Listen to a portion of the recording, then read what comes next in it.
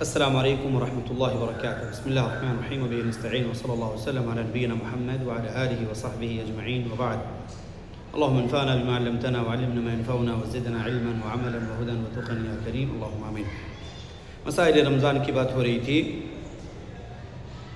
جن چیزوں سے روزہ ٹوٹتا ہے، جن چیزوں سے نہیں ٹوٹتا ہے، روزے کی فضیلتیں، ماہ رمضان کی خصوصیات، اس تعلق سے جو باتیں تھیں وہ آپ کے سامنے آ چکی ہیں.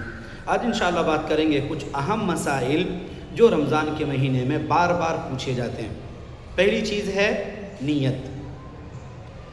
ایک حدیث ہے، نبی علیہ السلام نے فرمایا کہ من لم یجمع الصیام قبل الفجر فلا صیام لہ، کہ جو انسان فجر سے پہلے روزے کی نیت نہ کرے اس کا روزہ ہی نہیں. یعنی رات ہی میں ایک انسان کو روزے کی نیت کر لینی ہے. سوال یہ ہوتا ہے کہ ایک انسان کیا ہر رات ہر روزے کے لیے نیت کریں گے یا ایک بار نیت کر لیے وہ کافی ہے؟ واجبی جو روزے ہوتے ہیں ان کے لیے ایک انسان کی نیت کرنا واجب ہے،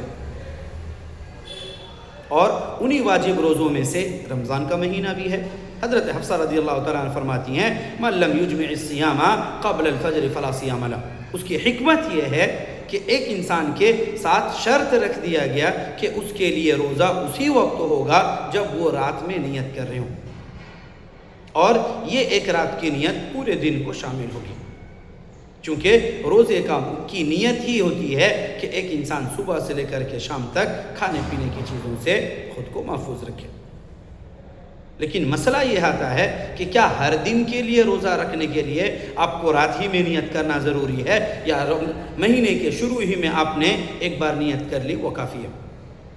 مسئلہ فقہاء کے درمیان مختلف ہی ہے، لیکن راجح مسئلہ اس کے اندر یہی ہے کہ ہر رات کے لیے، ہر روزے کے لیے الگ سے شرط نیت کرنے کی ضرورت نہیں ہے. ایک بار جب آپ نے رمضان کے مہینے کے چاند دیکھے تبھی سے آپ نے جو نیت کی کہ آپ کے ارادہ جو ہوا تھا تبھی سے آپ نے نیت کی کہ تب سے لے کر کے پورے مہینہ روزہ رکھیں گے، وہ اسی دن کی نیت آپ کے لیے کافی ہوگی.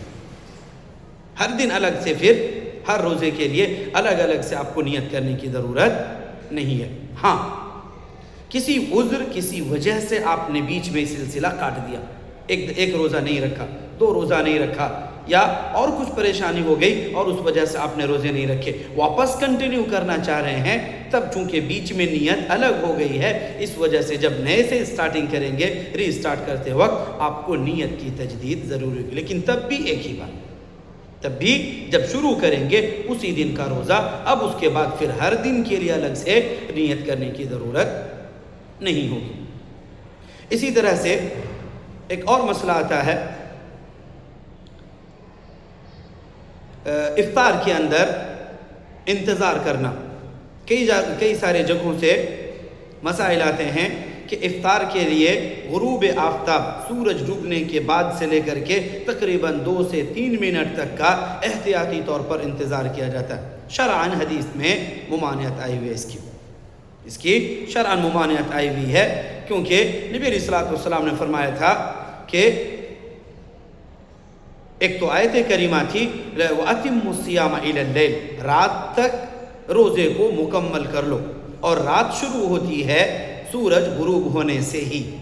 سورج غروب ہو گیا، سن سیٹ ہونے کے بعد سے ہی رات کی شروعات ہو جاتی ہے، یا پھر اذان ہو، ریڈیو ہو، یا کسی اور ذریعے سے جب خبر ہو گئی کہ سورج غروب ہو چکا، یا تو خود آپ نے دیکھا ہو، ٹائم ہو گیا ہو، یا کسی اور ذریعے سے رات یقینی ہو گئی ہے، اب ایک انسان کے لیے روزہ افطار کرنے کا وقت ہو چکا ہے. لیکن ہاں، شرط ہے کہ غروب الشمس ہونا چاہیے، سورج کا غروب ہونا.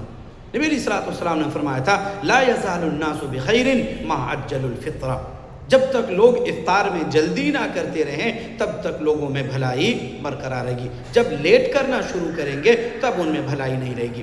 یہ جلدی کرنا اور لیٹ کرنا کیسے ہے؟ ٹائم ہونے کے فوراً بعد افطار کرنا اور ٹائم ہونے کے بعد بھی کچھ دیر تک ٹائم کو کھینچنا، یہ تاخیر کرنا ہے، اور یہ اپنے ٹائم. جلدی کا مطلب نہیں کہ وقت سے پہلے ہی آپ افطار کر لیں، اور لیٹ کا مطلب ہے نہیں کہ 5-7 منٹ آپ کھینچتے رہیں. ہو گیا فوراً آپ کو ایک انسان کو افطار کر لینا ہے. اور بھی انشاءاللہ کچھ سوالات ہیں جو کل انشاءاللہ اس پر آپ رکھیں گے. هذا وصلی اللہ وسلم علی نبینا محمد وعلی آلہ وصحبہ وسلم. والسلام علیکم ورحمۃ اللہ وبرکاتہ.